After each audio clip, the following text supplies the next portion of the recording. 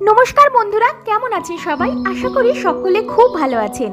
সামনেই গরমকাল, বাতাস শুষ্ক হয়ে যাবে, ফলে অর্কিডের জন্য প্রয়োজনীয় আর্দ্রতা ধরে রাখা কঠিন হয়ে পড়বে।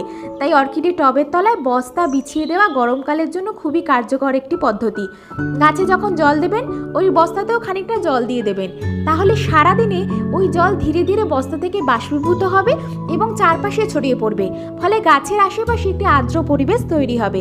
এছাড়া বস্তা ভিজে থাকলে এটি আশেপাশে লিন তাপ কিছুটা শোষণ করে নেয়, যার ফলে গাছের চারপাশ তুলনামূলক ঠান্ডা থাকে এবং গাছ কম স্ট্রেসে থাকে। আমরা সাধারণত মাটির টবের নিচে সিন্ডারযুক্ত ট্রে ব্যবহার করি ড্রেনেজ ও আর্দ্রতা নিয়ন্ত্রণের জন্য। এই বস্তা বেছানো পদ্ধতিটা খানিকটা সেরকমই। মাঝে মাঝে বস্তায় সামান্য জল ছিটিয়ে ভিজিয়ে রাখলে আর্দ্রতা আরও বেশি সময় ধরে বজায় থাকে।